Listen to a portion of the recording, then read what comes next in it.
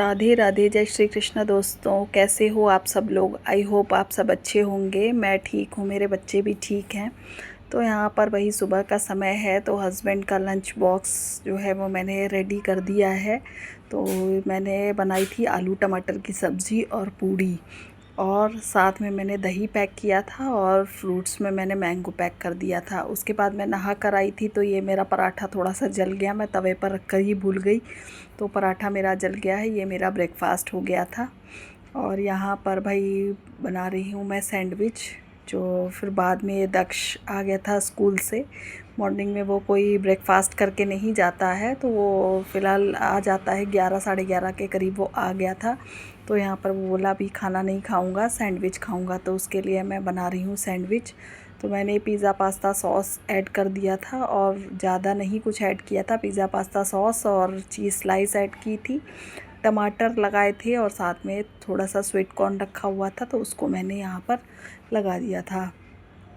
तो बहुत ज़्यादा सैंडविच नहीं बनाए थे, क्योंकि अभी थोड़ी देर में फिर उसको लंच भी करना है, तो इसी वजह से नहीं बनाए थे मैंने।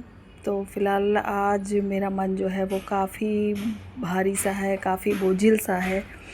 मेरी आवाज़ से ही आपको पता लग रहा होगा कि बोझिल सा है, लेकिन क्यों बोझिल सा है उसका रीज़न मैं खुद नहीं जानती। लेकिन बस ये था कि मैं फ़ेसबुक स्क्रॉल कर रही थी, और स्क्रॉल करते करते मैंने देखा जो अलीगंज वाली घटना हुई है लखनऊ में, जिसमें 20 बच्चों के करीब जो कोचिंग सेंटर था अलीगंज में।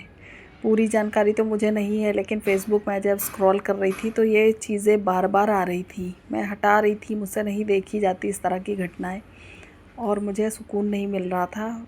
फिर भी जो थोड़ा बहुत स्क्रॉल करते करते मैंने देखा, तो अलीगंज में एक कोचिंग सेंटर है लखनऊ में, जहाँ पर भीषण आग लगी हुई है। वो आग वाला सीन देखते ही अजीब सा बोझिल सा मन हो गया। तो मैं बिल्कुल भी, मुझे चैन नहीं पड़ रहा है। अभी भी जब मैं वॉइस ओवर कर रही हूँ, तब भी मुझे अजीब सा लग रहा है, यही सोचकर कि हम लोग सोचते हैं कि चलो भाई, रास्ते में थोड़ा खतरा होता है जब हम कहीं जाते हैं, या अपने हमारे घर से हमारे बच्चे या हस्बैंड कहीं दूर जाते हैं, तो मन में एक डर सा लगा रहता है कि भाई वो सुरक्षित अपने डेस्टिनेशन तक पहुंच जाएं।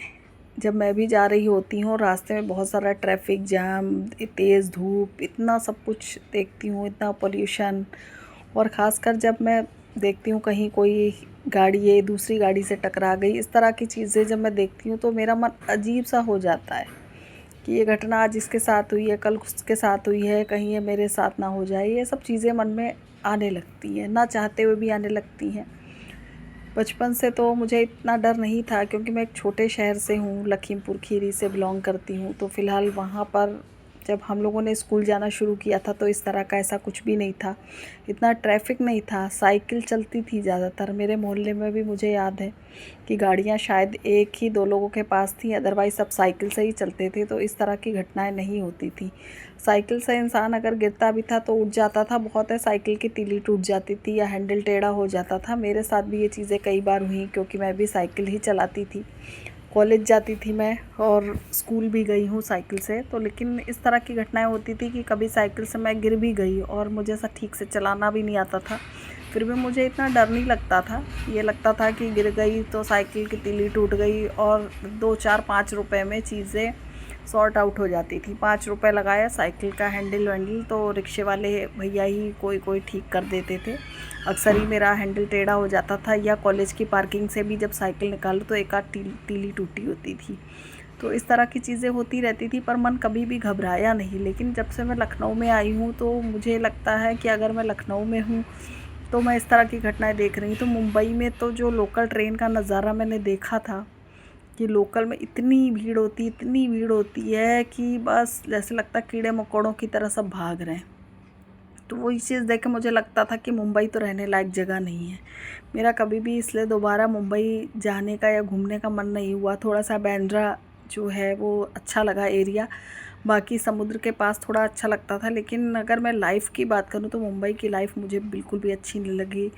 लखनऊ मुझे फिर भी अच्छा लगता है, लेकिन आए दिन अब यहाँ भी भीषण घटनाएं देखने में आ रही हैं। अभी कुछ समय पहले विकास नगर में आग लगी थी, तो वहाँ पर जो हमारे कई रिलेटिव हैं, उन्होंने काफ़ी सारी हेल्प की, तो उसमें साथ में मैंने भी कुछ कपड़े वगैरह जो भी हो पाया था मुझसे वो मैंने भिजवा दिए थे। लेकिन इस तरह की घटना ये दोबारा से जो कोचिंग सेंटर वाली हुई, अब ये तो बिल्कुल ही माइंड में मेरे बैठ गई। जैसे ही मैं फ़ेसबुक पर देख रही थी, फ़ेसबुक देखते देखते इस तरह की घटना हो गई, तो भी मुझे बड़ा अजीब सा लगा। तो फ़िलहाल मैं क्या बोलूँ, मेरे पास शब्द नहीं हैं इन घटनाओं को एक्सप्लेन करने के लिए। मैं सोच रही हूँ उनके माँ बाप पर क्या बीत रही होगी, उन लोगों पे क्या बीती होगी जब वो इस घटना से जूझ रहे होंगे।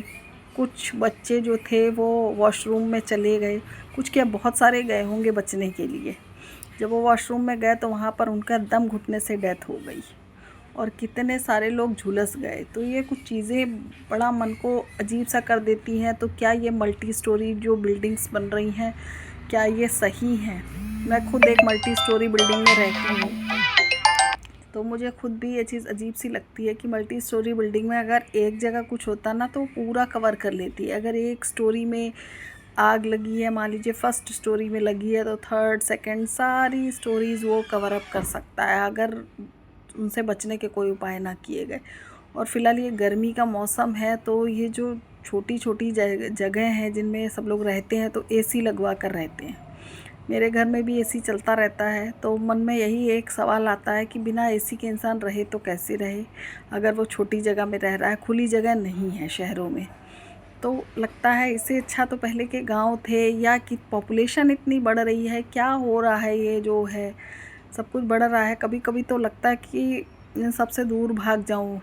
कहते नहीं है, मैंने लिटरेचर ले रखा था, इंग्लिश लिटरेचर मैंने पढ़ी है, तो जब भी पोएट जो था वो शहरी जीवन से उगता था तो वो स्केप करता था, स्केप अवे मतलब वो वहाँ से हट जाता था, भाग जाता था। तो ऐसे ही कुछ मेरा भी मन हो रहा है कि जैसे मैं यहाँ से भाग जाऊँ। सोच के हंसी भी आ जाती, कहीं कहीं मैं ये सब सोच के मैं कवि ना बन जाऊँ। जो कवि थे वो उनके दिल से कविता निकलती थी। तो यहाँ पर ये घटना जो हुई है, इस तरह की बहुत सारी घटनाएं हो रही हैं कि अचानक से इंसान सोच भी नहीं पा रहा, उसके साथ ये सब हो जा रहा है। तो भाई बात करते करते बीच में आ गया था पार्सल। हस्बैंड ने कुछ ऑर्डर किया था तो वही पार्सल लेने के लिए चली गई थी। तो थोड़ा सा माइंडसेट चेंज हुआ। और बाकी मैं क्या बताऊं, फ़िलहाल ये मल्टी स्टोरी बिल्डिंग में बात करूं तो मुझे नहीं समझ में आती। मुझे लगता है जो पहले घर बनते थे अलग अलग वो ठीक था कि अगर एक घर में कोई घटना हुई है तो बाकी के घर तो सेफ़ हैं, बल्कि बाकी के लोग मदद करने भी आ जाते थे। अब तो लोग दूसरे की मदद क्या करेंगे, वो खुद ही उस चपेट में आ सकते हैं। अगर मल्टी स्टोरी बिल्डिंग है, एक फ्लोर पे कुछ हुआ है तो दूसरा और तीसरे फ्लोर की तक आग फैलते या कुछ भी फैलते देर नहीं लगती। तो इससे मुझे तो लगता है कि भाई बड़े शहरों में रहना बड़ा ही असुरक्षित हो गया है। अब छोटे शहरों की भी यही हालत है। अभी गांव में फ़िलहाल जब देखती हूँ तो बड़ा सुकून लगता है, इसीलिए मैं गांव के व्लॉग ज़्यादा देखती हूँ। गांव में भले ही सिस्टमेटिक काम नहीं होता, वहाँ पे खतरे दूसरी तरह के होते हैं। अभी मैं राधिका जी का व्लॉग देख रही थी तो उनके व्लॉग में मैंने देखा बड़ा सा सांप था जो घर के बाहर ही उनके था। बाहर थोड़ी सी कच्ची जगह है, वो बिहार झारखंड के रामगढ़ ज़िले से हैं। तो वहाँ पर जब उन्होंने दिखाया कि एक बड़ा सा सांप था, अगर भाई मैं होती तो मेरे तो हाथ पैर फूल जाते। उन्होंने तो उसको आराम से मोबाइल में कैप्चर करके हम लोगों तक पहुँचाया। तो गांव में अलग तरह के खतरे होते हैं भाई, कच्चे घर होते हैं, तो सांप बिच्छू कीड़े मकोड़े का डर इस मौसम में ज़्यादा रहता है। जब मानसून आ जाता है, रेनी सीज़न होता है और कच्चे घर ढह जाते हैं, छत चूरने लगती है, तो शहर में गांव में इस तरह के खतरे ज़्यादा होते हैं। शहर में तो एक्सीडेंट वाले खतरे अब बढ़ते ही जा रहे हैं दिन पर दिन। तो ये सब चीज़ें देख देख कर मन अजीब सा होने लगता है। तो ऐसे लगता है जैसे मुझे याद आने लगता है जो मैंने एक स्टोरी पढ़ी थी गौतम बुद्धा वाली। तो उसमें गौतम बुद्ध ने कभी दुख देखा नहीं था, कभी तकलीफ़ देखी नहीं थी। जब वो देखते हैं बूढ़े आदमी को और एक डेड बॉडी देखते हैं, उसी दिन उनको एक ज्ञान सा हो जाता है, लेकिन फिर भी वो बेचैन हो जाते हैं। तो वैसी ही कुछ बेचैनी का अनुभव मैं भी कर रही हूँ। हालांकि ये घटना मुझसे रिलेटेड नहीं है, लेकिन जब भी मैं फ़ेसबुक स्क्रॉल कर रही हूँ, अभी भी अगर मैं एक दो बार स्क्रॉल कर चुकी हूँ, तो मुझे वही दिखाई दे रही है, अलीगंज वाली घटना। तो वो घटना मेरे दिमाग से निकल ही नहीं रही है। तो उसको देखते हुए मुझे लगता है कि हम सुरक्षित कहाँ हैं, कब तक हैं, हमें पता नहीं। तो लगता है कि अपनी लाइफ़ को अच्छे से एंजॉय करना चाहिए और दूसरों को भी एंजॉय करने देना चाहिए। ये नहीं सोचना चाहिए कि अगर हमने कुछ ख़रीदा है तो उसे कल इस्तेमाल करेंगे। मुझे तो लगता है कि भाई किसी की ज़िंदगी का कोई भरोसा नहीं है। आप बिल्डिंग में भी बैठे हो तो भी आप सेफ़ नहीं हो, आप अपने वर्क प्लेस पे हो तो भी आप सेफ़ नहीं हो, आप घर में रह रहे हो तो भी आप सेफ़ नहीं हो, आप रोड पे हो तो भी आप सेफ़ नहीं हो। तो इस हिसाब से लगता है कि जो पल मिले, जो क्षण मिले, उसको आराम से जीना चाहिए और उसको जितना ज़्यादा हो सके एंजॉय करना चाहिए। हमेशा परेशानी में भी अगर हो सके तो खुशी को ढूंढना चाहिए और जो भी आप कर सकते हो दूसरों के लिए वो आप हेल्प करो। और जो मैं कर सकती हूँ मैं अपने लेवल पे कोशिश करती हूँ कि भाई किसी को दुख ना पहुँचाऊँ। मैं कर तो नहीं पाती लेकिन इतना सोचती हूँ कि मेरी वजह से किसी को कोई दुख तकलीफ़ ना हो। तो यही सोचती हूँ और ये सब बात करते करते देखिए सैंडविच रेडी हो गया। भाई वीडियो अच्छा लगे तो इसे एक लाइक